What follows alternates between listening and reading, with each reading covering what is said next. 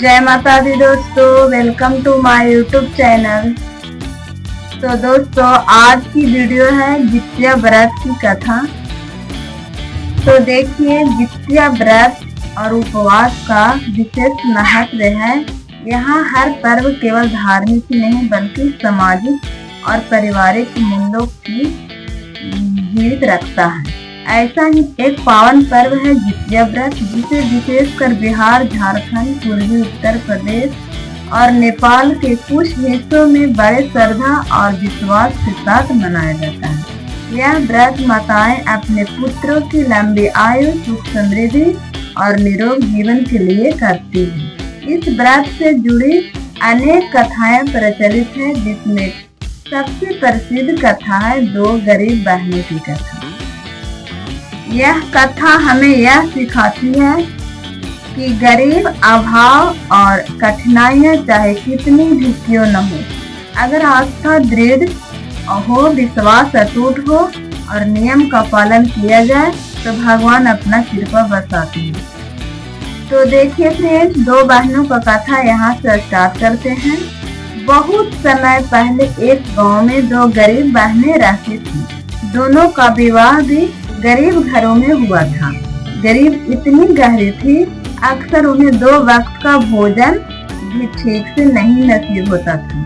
फिर भी वे दोनों परम धार्मिक थी और अपने बच्चों से अत्यधिक प्रेम करती थी। जितिया व्रत का पर्व नजदीक आया और गांव की अन्य महिलाएं अपने अपने घर में इस व्रत की तैयारी करने लगी।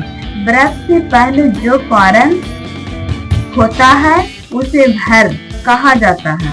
यह भर करने से अगले दिन निर्जला उपवास करने में शक्ति मिलती है।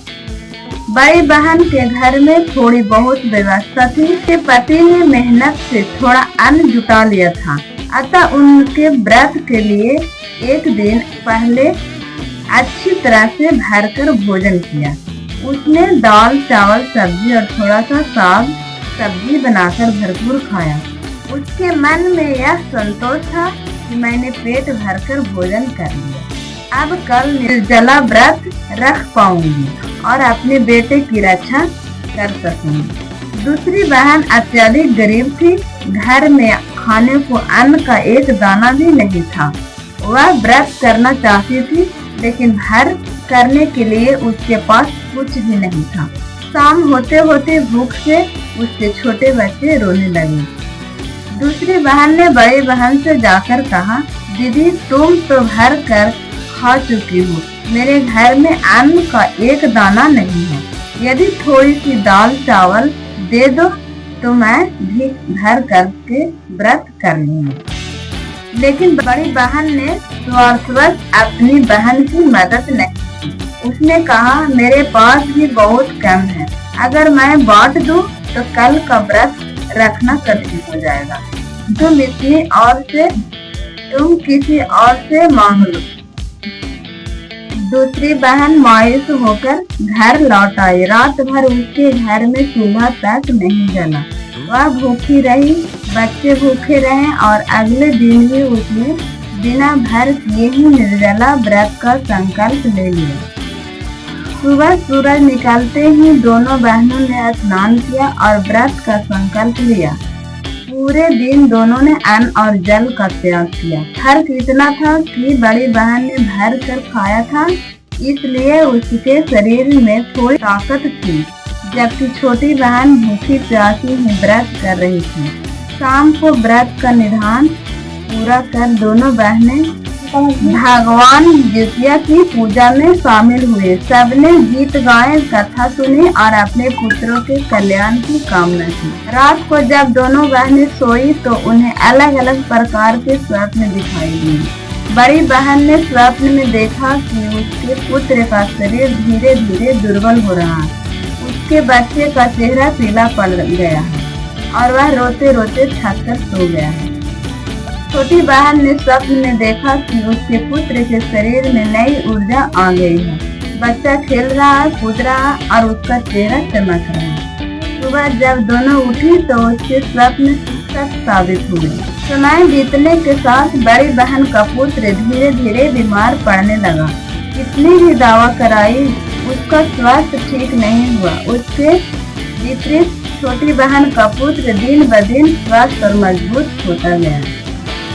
यह कैसा संयोग है, बड़ी बहन ने तो भरपूर खाकर व्रत किया था और छोटी बहन ने तो भूखे ही व्रत रखा था। फिर क्यों बड़ी बहन का पुत्र बीमार पड़ गया और छोटी बहन का पुत्र स्वस्थ हो गया?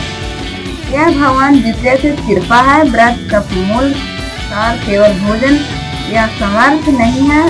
असली शक्ति तो सच्ची निष्ठा, त्याग और नियमों के पालन में ही होता है।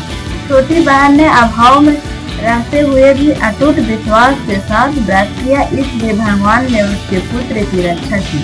जबकि बड़ी बहन ने अपने बहन की मदद न करके स्वार्थ दिखाया, अतः उसे दंड मिला।